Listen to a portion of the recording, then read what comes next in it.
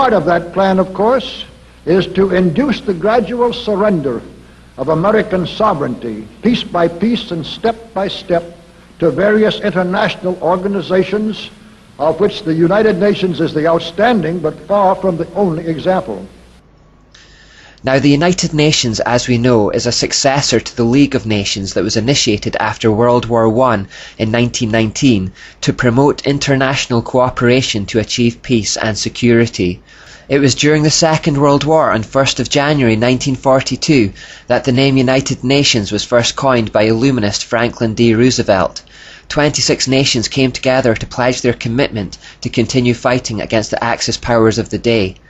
3 years later, in 1945, as the war was ending, representatives of 50 countries met in San Francisco at the United Nations Conference on International Organization to draw up the United Nations Charter. It was signed on 26th of June 1945 by all member countries, and then later by Poland, who became the 51st member state. The UN officially came into existence on 24th of October 1945, and every year on this date it is celebrated as United Nations Day. So what about this charter then? Well, it copied heavily from the original charter drawn up for the League of Nations. This original charter was heavily influenced by Arthur Balfour, who we have met already as the one who handed Israel over to the Rothschilds. The United Nations that followed used various elements of the League of Nations as a template. And the nature of those pioneers that followed wasn't much of an improvement on Balfour. The two men who were largely responsible for writing the UN Charter were Alger Hiss and Joseph E. Johnson. Alger Hiss was accused of being a Soviet spy, charged with espionage against the United States, and of being a member of the United States Communist Party. At his trial, he was found guilty of several counts of perjury and was imprisoned for the same. This was the man who became the first acting Secretary General of the United Nations. Joseph E. Johnson later became secretary of the Bilderberg Group, a secret Masonic society containing persons of influence in the fields of politics, banking, business, the military and media. Along with Hiss, Johnson patterned the UN Charter after the Constitution of Russia and the Communist Manifesto. The Communist Manifesto was of course written by Karl Marx and Friedrich Engels, those whose ideas can be traced back to Plato and the Kabbalah through the Enlightenment and French Revolution. As a result of these connections, the Constitution of the USSR is said to be almost identical to the Constitution of the UN. The first official Secretary General, in other words the first leader of the United Nations, was a man called Trygve Lie. He was a high-ranking official of Norway's Social Democratic Labour Party, which was an offshoot of the Third Communist International. Dag Hammarskjöld was the second Secretary General, and he was a Swedish socialist who openly pushed communist policies. The third Secretary General, U Thant, was a Marxist. You get the idea. U Thant openly stated, "World Federalists hold before us a vision of a unified mankind living in peace under a just world order. The heart of their program, a world under law, is realistic and attainable." This was backed up by most leaders of the day.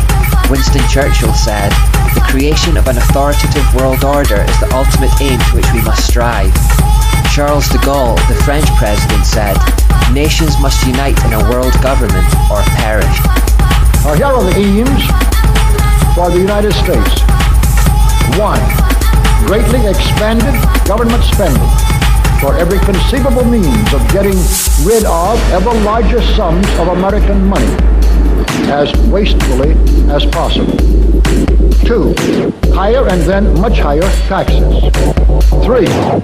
An increasingly unbalanced budget despite the higher taxes. 4. Wild inflation of our currency. 5. Government controls of prices, wages, and materials, supposedly to combat inflation. 6. Greatly increased socialistic controls over every operation of our economy and every activity of our daily lives. This is to be accompanied naturally and automatically by a correspondingly huge increase in the size of our bureaucracy and in both the cost and reach of our domestic government. 7.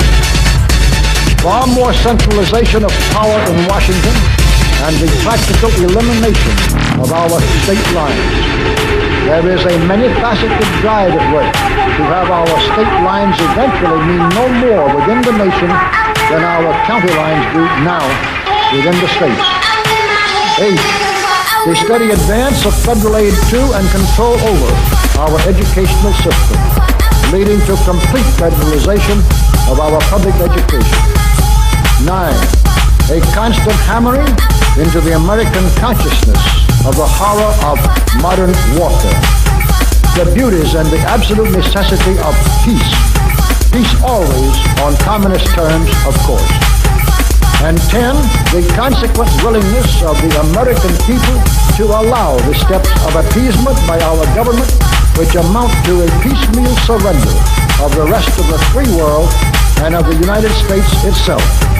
Bernanke is the chairman of our central bank, the Federal Reserve. A central bank is one of the main reasons we revolted against England.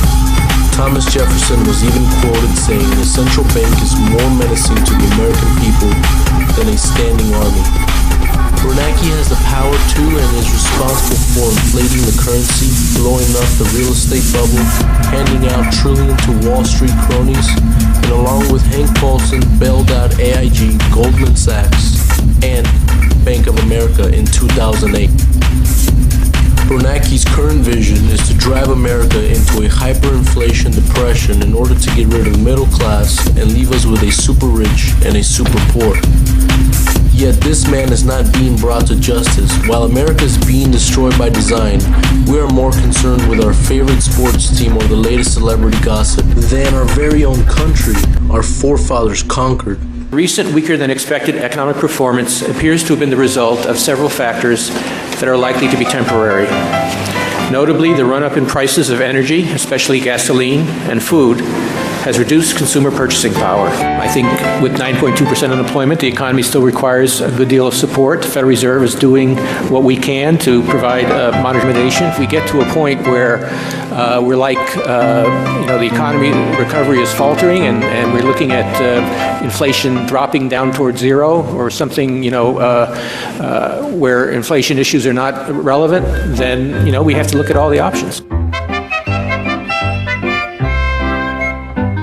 We certainly cannot continue on an unsustainable path. If we were to do so, in the long term, clearly we would have higher interest rates, less capital formation, more foreign borrowing, slower growth in the economy. You need to be a little bit cautious about sharp cuts in the very near term because of the potential impact on the recovery. We need both an increase in the debt limit, which will prevent us from defaulting on obligations which we have already incurred and which will create tremendous problems for our financial system and our economy. But we also need, of course, to take a serious attack on the unsustainability of our fiscal position. I think both of those things can be accomplished. If, in fact, we ended up defaulting on the debt, or even if we didn't, I think it's possible that simply defaulting on our obligations to our citizens might be enough to create a downgrade in credit ratings and higher interest rates for us, which would be counterproductive, of course, since it makes the deficit worse. But clearly, if we went so far as to default on the debt, it would be a major crisis. The last nail is being driven into the coffin of the American Republic.